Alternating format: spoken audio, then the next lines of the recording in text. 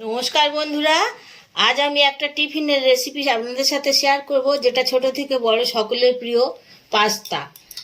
পাস্তার সাথে দিয়ে দেবো একটু চিকেন বোনলেস চিকেন আছে, আর তৈরি করব আমি চিকেন পাস্তা।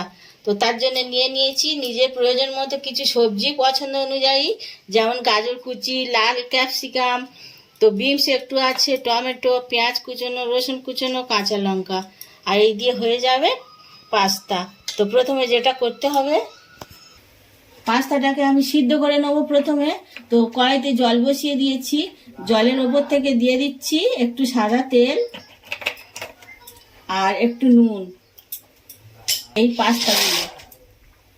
তার সাথে দিয়ে দেবো এই বোনলেস চিকেনটা, এইটা মিনিট 10 সিদ্ধ হবে, তারপরে রান্না করব।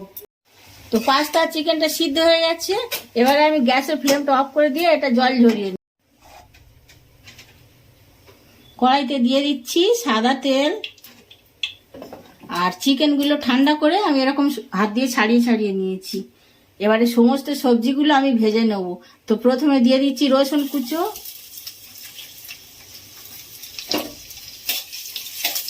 দিয়ে দিচ্ছি পেঁয়াজ কুচো,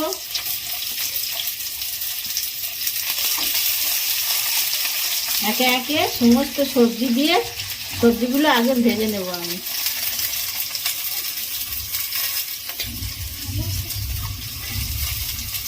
দিয়ে দিচ্ছি চিকেনগুলো, টমেটো, কাঁচা লঙ্কা সবই দিয়ে দিলাম,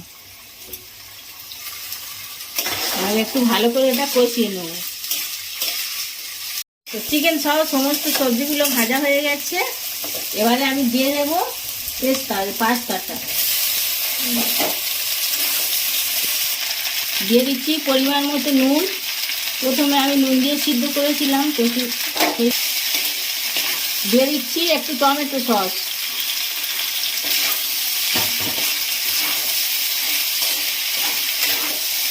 এবারে দিয়ে দিচ্ছি পাস্তা মশলা।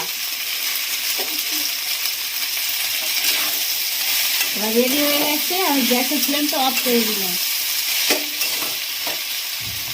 আর একটু পাস্তা মশলা দিচ্ছি। বন্ধুরা, তৈরি হয়ে গেছে ছোট থেকে বড় সকলের প্রিয় চিকেন পাস্তা। আর ভালো লাগলে একটা লাইক করবেন।